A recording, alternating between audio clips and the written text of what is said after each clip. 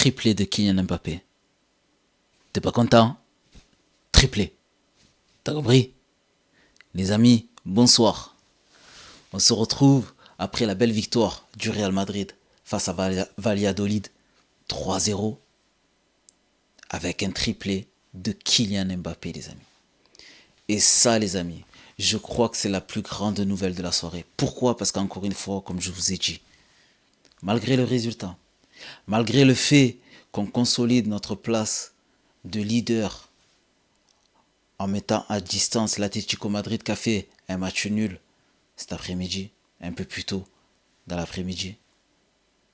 Même si on met encore 10 points au Barça qui va jouer demain un match très compliqué contre Valence, un match qu'il faudra suivre.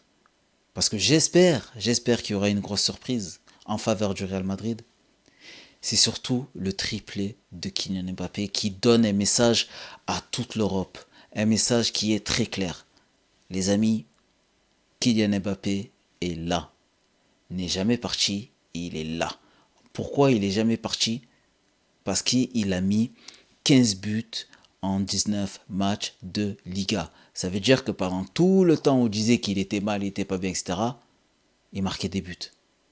Sauf que là, depuis quelques matchs, il enchaîne les buts plus les performances. Et en plus de ça, c'est le joueur, encore une fois, qui ouvre le score. C'est lui, encore une fois, qui ouvre la boîte. Dans un match, comme vous l'avez vu, qui était compliqué. Pourquoi? Parce qu'on tombe encore contre une équipe qui ne veut pas prendre de carton contre le Real Madrid et qui joue tous derrière. Valladolid, je ne comprends pas cette équipe. Cette équipe-là, elle perdait 1-0, 2-0, 3-0. À la 86e minute de jeu, c'est là qu'il commence à peine à sortir. À la 92e minute de jeu, c'est là qu'il commence à faire un peu un pressing, à être un peu plus agressif.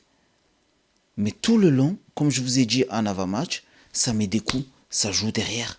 Et puis derrière, ça essaie de jouer la carotte, mais c'est trop tard après derrière.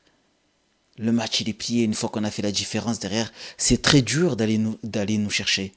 Et en plus de ça, dans ce match-là, même si, encore une fois, c'est le dernier du championnat, mais vous l'avez vu contre d'autres équipes, parfois on a flanché, dans ce match-là, on n'a pas pris de but. Donc tout est positif, tout est bien pour que nos joueurs, enfin, mentalement, ils puissent respirer. Enfin. Et là, vous avez vu, encore une fois, dans ce match-là, quand je vous dis que lorsqu'on a un bon Bellingham, lorsqu'on a un bon Rodrigo, lorsqu'on a un bon milieu de terrain, et surtout, lorsqu'on a une belle assise défensive, c'est beaucoup plus facile. Vous avez vu Ancelotti aujourd'hui, il a fait des choix. Il a préféré mettre Asensio sur le côté droit. On a toujours ce côté gauche à régler, mais en tout cas sur le côté droit, vous avez vu Asensio, comment c'est solide. Vous avez vu la différence entre un défenseur de métier et Vasquez. Ce n'est pas que je n'aime pas Vasquez. Ce n'est pas ça. Vasquez, tout le monde l'adore à Vasquez. Le problème, c'est que Vasquez, ce n'est pas un défenseur de métier. Et il y a des situations où on a vu que Asensio arrivait à rattraper des coups, arrivait à rassurer ce flanc droit, parce que c'est un vrai défenseur. Et en plus de ça, il se permet même de monter et d'apporter des solutions offensives. Certes, ce n'est pas la même qualité que Carvajal, encore, c'est pas encore la même qualité que Carvajal, mais c'est un joueur qui est jeune.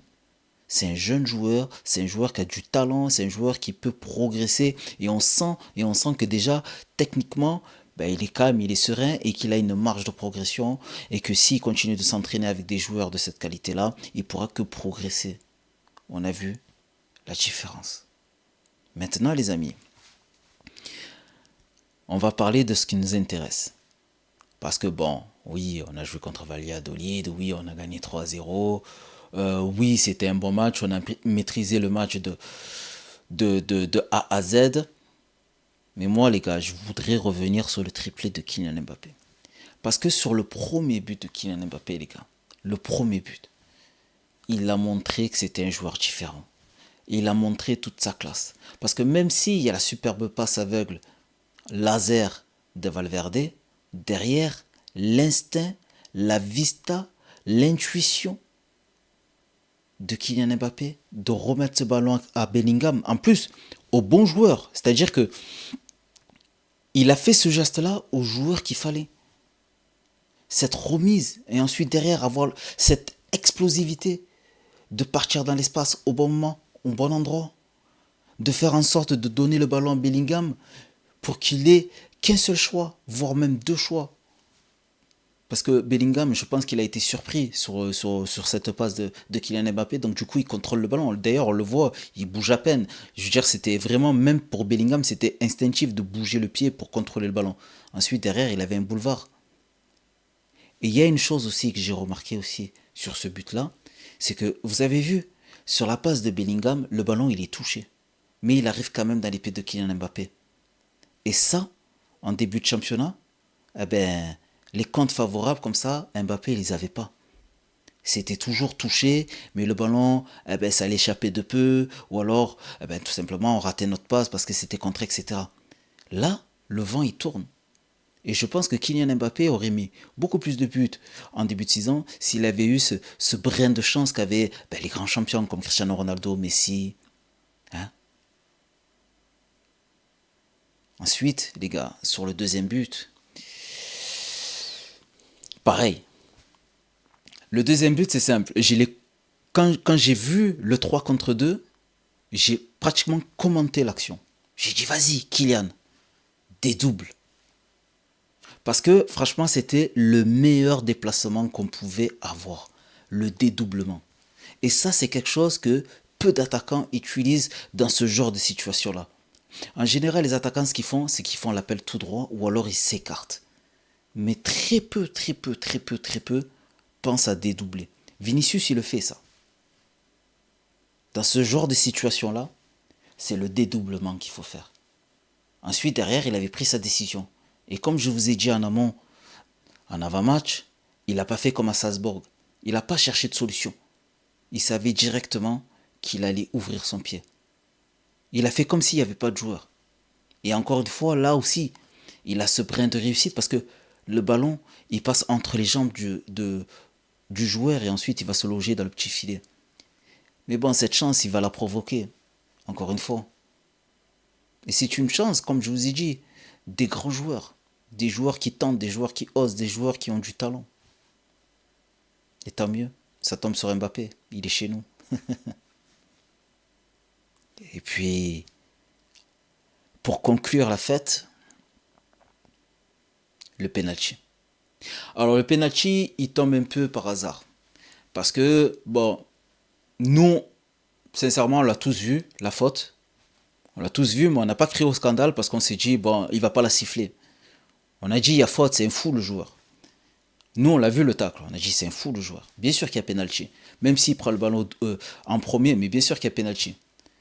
Je vous rappelle que Ceballos a pris un carton jaune au milieu de terrain juste en faisant à peu près la même faute. Sauf que Ceballos, lui, ben, il a touché que le ballon. Et le joueur adverse a sauté. Il a crié, le public il a crié. Derrière, l'arbitre il a sifflé, il a donné un jaune. Un peu trop vite, je pense. Et bon, voilà. Sauf que là, même si le joueur il prend le ballon, derrière il fait un attentat. Parce qu'il ne faut pas oublier, les amis. Quand on tacle, il faut que le tacle soit régulier du début jusqu'à la fin. C'est pas tu prends le ballon et après derrière, tu vas enlever quatre jambes. On n'est plus aux années 90 avec Basile Boli et Carlos Moser, les gars. Il faut se calmer. Donc là, heureusement que Bellingham c'est un beau bébé. Et puis derrière, on récolte un penalty. Et j'ai eu peur sur le coup que ce soit Bellingham qui le tire. Mais je pense que voilà, qu'ils ont compris, encore une fois, qu'Mbappé, il fallait qu'il mette ce triplé-là pour envoyer ce fameux message à toute l'Europe que Kylian Mbappé, Kiki de Bonji, hein, il est bien présent. Et ce qui m'a fait plaisir aussi dans ce penalty, c'est que il a montré que c'est un joueur qui apprend de ses erreurs. C'est un joueur qui est vraiment très intelligent. Et c'est ça qui fait la différence entre un très grand joueur et un bon joueur. C'est qu'un très grand joueur, il utilise sa tête. Il sait qu'il a mis 2 pénaltys sur le côté droit. Il sait qu'on l'attend sur son côté droit. Il a tiré de l'autre côté. Il s'est calmé. Il a mis de la hauteur. Il n'a pas changé sa course d'élan. Il s'est fait plaisir. J'ai pas vu un joueur qui tremblait. J'ai pas vu un joueur qui doutait. Au contraire, j'ai vu un joueur qui était en pleine confiance. Franchement, ça le va bien le numéro 9. Je sais pas si j'ai envie de le voir changer de numéro l'année prochaine. Franchement, le numéro 9, ça lui va bien. 20 buts en 32 matchs. 15 buts en 19 matchs de Liga. Il est deuxième meilleur buteur de Liga.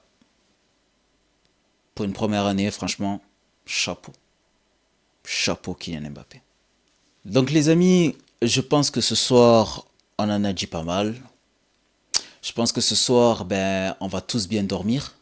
Que demain matin, on va tous avoir le sourire aux lèvres. En tout cas, je vous le souhaite.